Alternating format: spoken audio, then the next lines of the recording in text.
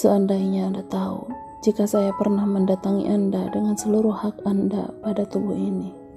Tapi saat itu, Anda mengingkari hak dan kewajiban Anda sendiri, berjanji tidak akan menyentuh istri sendiri pada wanita lain.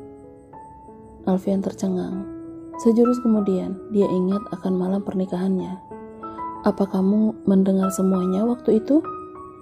Aisyah tidak menjawab. Dia kembali melangkah memasuki kamarnya. Alfian terhempas duduk ke sofa. Kini dia mengerti semua yang terjadi. Keesokan harinya. Tunggu dulu, ucap Alfian menahan Aisyah yang akan turun dari mobil sesampainya mereka di rumah sakit. Aisyah langsung melihat suaminya, Alfian, memberikan sesuatu di tangannya. Seperti yang sudah aku bilang semalam, mulai saat ini aku akan menjalankan kewajibanku sebagai seorang suami. Aisyah melihat sebuah kartu ATM di tangan suaminya. Ini nafkah yang harus aku berikan kepadamu. Aku mohon ambillah. Aisyah terdiam. Aku tahu ini memang terlambat, tapi aku harap tidak ada kata terlambat untuk menjadi suami yang bertanggung jawab, dan aku akan mulai dari ini. Alfian menyodorkan kartu itu lebih dekat pada istrinya. Aisyah terdiam sejenak tanpa sedang berpikir. Tiba-tiba dia mengambil kartu itu, membuat Alfian tersenyum. Terima kasih. Sebenarnya aku takut kamu akan menolaknya, ucap Alfian senang. Jika saya tolak, bukankah itu juga berarti saya mengingkari hak saya sebagai istri? Jika seperti itu, apa bedanya saya dengan Anda? Lanjut Aisyah lagi. Mengenai itu, Alfian terlihat ragu. Aku minta maaf, sungguh aku minta maaf atas semua kesalahanku kepadamu. Aku ingin memperbaiki semuanya. Aku ingin kita mulai dari awal lagi. Aisyah, mari kita menjalankan rumah tangga kita yang seharusnya. Alfian menatap istrinya dengan penuh harap. Aisyah terlihat akan mengatakan sesuatu, namun Alfian mendahuluinya. Aku mohon, kali ini cukup katakan iya aja, ucapnya, hingga membuat Aisyah kembali bungkam. Aku tahu, kamu akan memaafkan semua kesalahanku, seperti Allah Subhanahu wa Ta'ala yang menerima taubat semua hambanya. Iya, Aisyah melihat suaminya. Seorang suami adalah nahkoda kapal. Kemana dan bagaimana bahtera rumah tangga ini akan dijalankan, suami yang menentukan. Mana mungkin saya akan berpaling dari tugas saya sebagai istri jika Anda sudah menjalankan seluruh kewajiban Anda. Alhamdulillah, ucap Siti dan Zainab secara bersamaan dengan penuh kebahagiaan. Mereka langsung memeluk erat Aisyah. Akhirnya Allah memberikan hidayahnya kepada suamimu, ucap Zainab senang. Aisyah tersenyum melihat kedua kakaknya ikut bahagia ketika dia menceritakan semua percakapannya dengan Alfian tadi. Kakak tidak perlu mengajarimu tentang bagaimana menjadi istri yang saleha, karena kamu sudah pasti tahu. Zainab menatap adiknya. Jalankan seluruh kewajibanmu sebagai istri dengan baik. Buat suamimu tidak menyesal karena telah meninggalkan wanita itu, ucapnya lagi. Aisyah mengangguk. Semoga saja suamiku bersungguh-sungguh dengan semua ucapannya. Kedua kakaknya mengaminkan. Alfian terlihat bahagia, wajahnya ceria dengan senyuman yang senantiasa tersungging di bibirnya. Berkali-kali dia melihat ponselnya, melihat satu nama di barisan kontaknya, istriku. Alfian ingat saat tadi pagi Aisyah dengan sukarela memberikan nomornya ketika dia memintanya. Dia nampak kaget, ingin mengirimkan pesan pertamanya, namun dia bingung harus mengatakan apa. Akhirnya dia hanya melihat nomor itu berkali-kali saja. Tanpa disadari ada sepasang mata yang terus melihat gelagatnya. Orang itu nampak heran melihat Alfian tanpa begitu bahagia. Anita akhirnya menghampiri Alfian yang duduk di meja kantin sendirian. Al, kita harus bicara. Anita duduk di bangku di depan Alfian. Alfian kaget, dia langsung menunjukkan wajah yang buram melihat Anita duduk di depannya. Apa sebenarnya yang ingin kamu bicarakan? Ucap Alfian pelan, karena dia tahu jika beberapa orang di sana diam-diam memperhatikan mereka. Tentang hubungan kita. Hubungan kita sudah berakhir, Nit, ucap Alfian geram. Sudah aku katakan jika kamu tidak akan semudah itu mencampakkan aku, jawab Anita marah. Hentikan, Nit, semua orang memperhatikan kita. Kamu hanya akan terus mempermalukan dirimu sendiri. Alfian berdiri dari duduknya. Aku tidak peduli, jawab Anita juga ikut berdiri. Alfian berjalan meninggalkan Anita. Aku akan menemui Aisyah. Anita berbicara sedikit keras, membuat Alfian menghentikan langkahnya dan langsung membalikkan badannya melihat Aisyah. Silahkan, kamu hanya akan semakin dibuat malu olehnya. Alfian kembali melanjutkan langkahnya. Anita tampak semakin geram. Aisyah dan kedua kakaknya sudah bersiap meninggalkan rumah sakit. Selesai berkemas, mereka meninggalkan ruangan menuju lobi dan menunggu taksi di sana. Kalian sudah siap? Tanya Alfian, yang rupanya sudah menunggu di sana. Aisyah dan kedua kakaknya tampak kaget. Kami naik taksi saja, ucap Aisyah melihat Alfian mengajak ketiganya memasuki mobil yang sudah terparkir tepat di depan lobi rumah sakit. Aku akan mengantarkan kalian, jawab Alfian, sambil membuka pintu depan dan belakang mobilnya. Apa kamu tidak sibuk? Tanya Zainab sambil memapah Siti memasuki mobil. Tidak. Hari ini aku tidak ada operasi, hanya memeriksa beberapa pasien saja. Alfian membawa kendaraannya pergi meninggalkan rumah sakit. Anita yang melihat itu dari kejauhan tampak semakin geram dan marah, terlebih melihat Alfian yang begitu bahagia melayani keluarga istrinya. Aku akan kembali ke rumah sakit, ucap Alfian melihat Aisyah. Aisyah hanya mengangguk kecil. Tiba-tiba suara bel berbunyi. Alfian segera menghampiri pintu dan membukanya.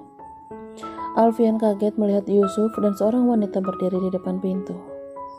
Alfian mempersilahkan keduanya untuk masuk, membuat Aisyah juga kaget melihat kakak iparnya dan seorang wanita masuk ke dalam. Assalamualaikum, kami tadi ke rumah sakit, tapi katanya kalian baru saja pulang. Jadi kami kesini setelah diberitahu Umi alamat rumah kalian, kata Yusuf sembari duduk setelah dipersilahkan duduk oleh Alfian. Mau apa kalian kesini? Tanya Aisyah terdengar sedikit jengkel setelah meyakini jika wanita itu adalah istri kedua kakak iparnya. Kami ingin menjemput Siti, jawab Yusuf. Kakakku masih sakit, belum bisa pulang sekarang. Yusuf dan istrinya terdiam sejenak. Apa boleh kami melihat keadaannya? Tanya Yusuf melihat Aisyah. Dia sedang istirahat, tidak bisa diganggu. Aisyah menjawab dengan ketus. Dia merasa kesal. Bisa-bisanya suami kakaknya itu datang dengan membawa istri mudanya. Tidakkah mereka memikirkan perasaan kakaknya? Sudah pasti, tidak melihat raut wajah keduanya yang seakan tidak punya dosa. Aisyah kesal, setidaknya mereka sedikit berempati karena kini kakaknya sedang sakit. Tiba-tiba Kak Zainab yang mendengar suara orang datang keluar dari kamar, kaget melihat suami Siti ada di sana. Dia lalu menghampiri keduanya, memberi salam dan bercengkrama. Lain halnya dengan Zainab yang berusaha bersikap ramah. Aisyah tidak bisa menutupi kejengkelannya pada pasangan suami istri itu. Hal ini diketahui oleh Alfian yang seolah sudah tahu akan kemarahan istrinya. Kemana Anda saat kakak saya sakit dan membutuhkan suaminya? Tanya Aisyah tiba-tiba membuat semua orang kaget.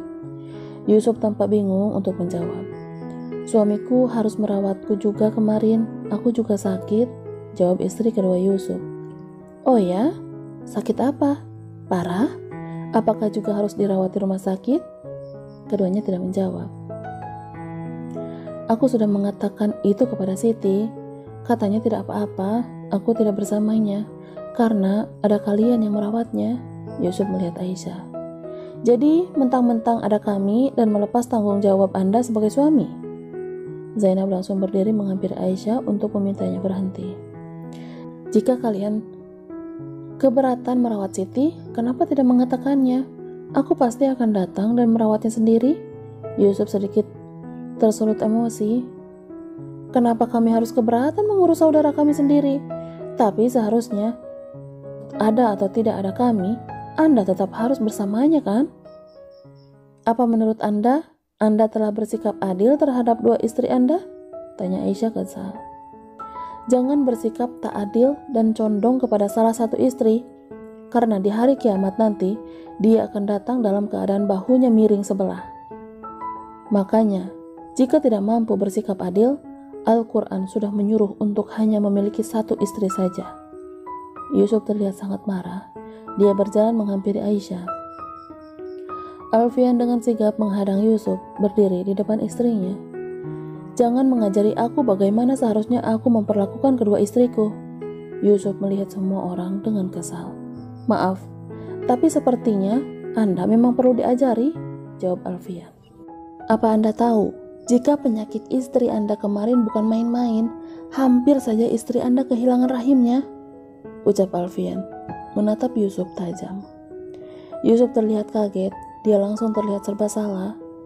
Ceklek. Tiba-tiba terdengar suara pintu kamar terbuka. Semua orang melihat Siti yang berdiri di ambang pintu. Siti lalu berjalan menghampiri suaminya. Bagaimana keadaanmu? Mas dan Ayu kesini untuk menjemputmu pulang? Tanya Yusuf sambil menunjuk istri keduanya.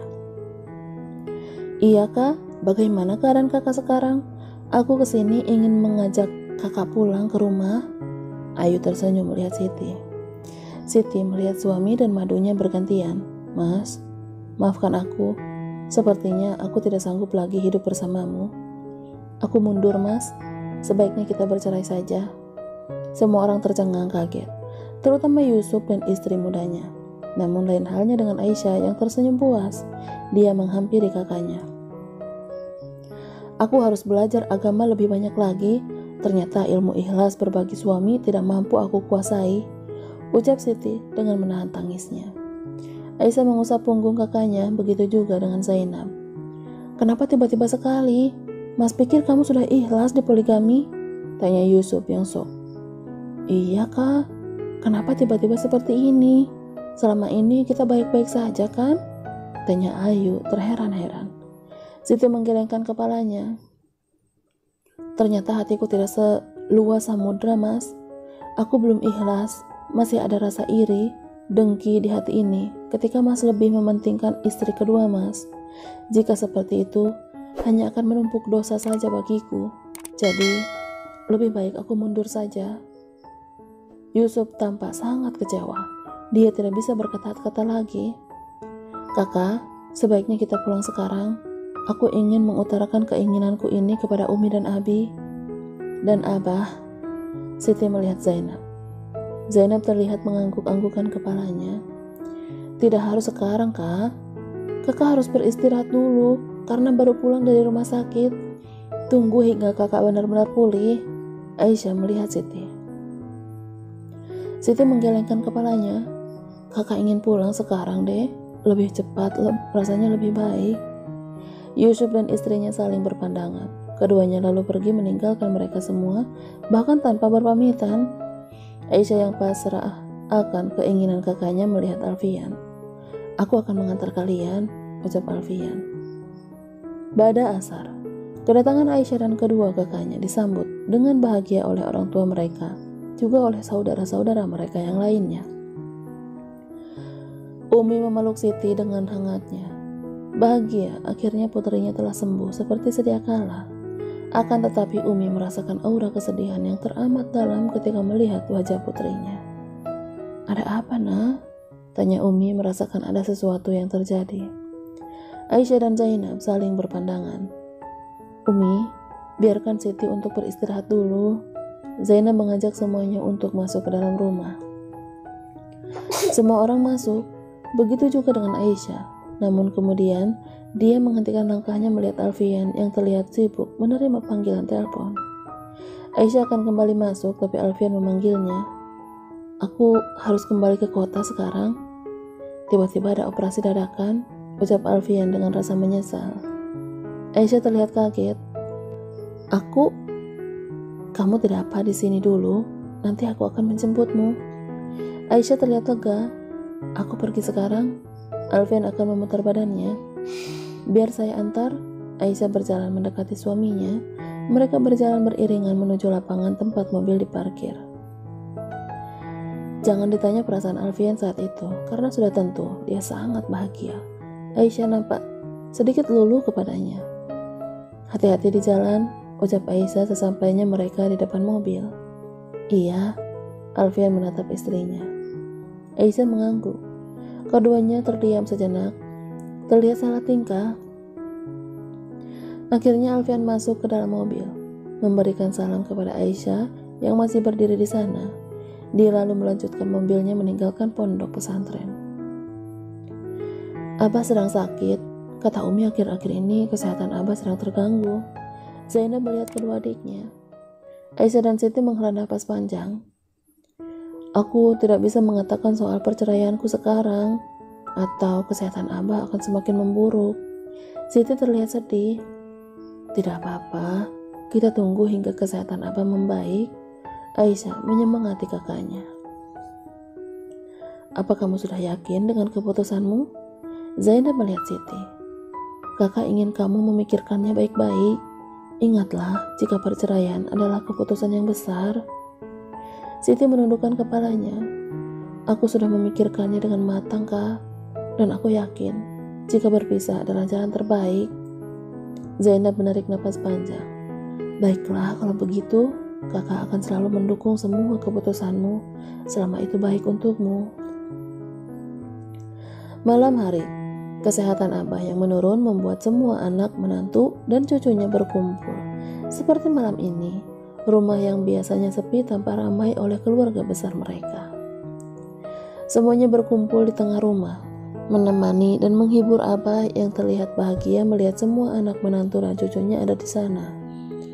Mereka semua tanpa berbincang hangat, hingga tidak terasa jika malam telah semakin larut. Satu persatu mereka ke rumah masing-masing. Begitu juga dengan Aisyah yang masuk ke kamarnya. Sebelum tidur, dia memeriksa ponselnya, terkejut melihat banyaknya panggilan yang tidak terjawab dari nomor yang tidak dikenal. Aisyah tidak berniat menelpon balik karena nomor itu tidak dikenalnya. Dia akan menyimpan kembali ponselnya, tapi kemudian ponselnya itu kembali berdering. "Kenapa aku telepon berkali-kali tidak kamu angkat?" tanya Alfian di ujung telepon setelah mengucapkan salam. Aisyah tertegun, kaget karena ternyata suaminya yang menelponnya. "Maaf, ponselnya saya simpan di kamar. Saya lagi di luar tadi. Ada apa?" "Tidak ada. Apa aku butuh alasan untuk bisa menelpon istriku sendiri?" Aisyah terdiam. Keduanya terdiam sejenak. "Bagaimana keadaan Kak Siti?" "Baik, alhamdulillah." "Apa Abah sudah tahu?" "Belum." Aisyah lalu menceritakan jika kesehatan Abah sedang tidak baik, sehingga mereka belum bisa menceritakannya. "Sakit apa?" "Mungkin penyakit lambungnya kambuh. Jadi saya ingin meminta izin untuk tinggal beberapa hari lagi di sini," ucap Aisyah. "Iya, tentu saja." "Terima kasih." Suara Aisyah terdengar senang. "Sudah malam, sebaiknya sekarang kamu tidur." "Iya."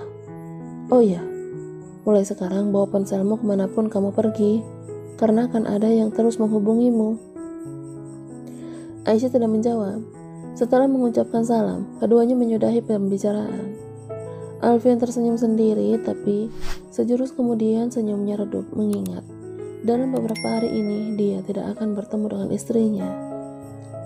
Keesokan harinya, Aisyah dan Siti tampak sedang membantu Umi memasak hingga tiba-tiba Maryam datang dan mengatakan jika Abah memanggil Kak Siti ke aula pondok pesantren. Semua orang terheran-heran hingga Kak Zainab datang dan memberitahu jika ada Yusuf dan keluarganya. Aisyah dan Siti tampak khawatir. Mereka seakan tahu apa yang akan terjadi. Siti duduk seakan menjadi pesakitan di tengah tatapan seluruh keluarga besarnya, juga keluarga suaminya. "Kata suamimu kamu meminta cerai, apa itu benar, Nak?" tanya Abah melihat Siti. Semua orang melihat Siti penasaran. Siti yang menundukkan kepalanya mengangguk kecil. "Boleh tahu Abah alasannya?" Siti terlihat ragu menjawab. "Maaf Abah, sepertinya sudah ada yang menghasutnya untuk meminta cerai dari saya." Yusuf bersuara sambil melihat Aisyah. "Saya yakin jika Siti sudah menerima untuk dipoligami, Saya tahu dia sudah ikhlas, rumah tangga kami juga baik-baik saja selama ini. Tapi entah mengapa tiba-tiba setelah dia sembuh dari sakitnya, dia meminta cerai dengan alasan tidak bisa ikhlas, harus berbagi suami. Yusuf berbicara dengan lantang. Siti hanya bisa menangis tidak menerima dengan semua perkataan suaminya. Orang yang menuduh orang lain bersalah tidak akan selalu berakhir menjadi orang yang dipandang benar. Aisyah berdiri dari duduknya. Ada yang merasa benar hingga membuatnya tidak mau merenung dan introspeksi diri. Aisyah tersenyum sinis. Asal Anda tahu, kakakku cukup kuat untuk menahan rasa sakit. Bukan berarti dia layak untuk terus mendapatkannya. Aisyah melihat Yusuf geram. Dia wanita kuat yang bersikap seolah semuanya baik-baik saja. Dia tersenyum di pagi hari karena tahu akan menangis di malam hari. Hatinya terluka, namun memilih untuk tetap setia kepada suaminya yang tidak bisa berlaku adil kepada kedua istrinya. Abah termangu mendengarkan semua perkataan Aisyah. Begitu juga dengan semua orang, terkecuali Yusuf yang menahan geram.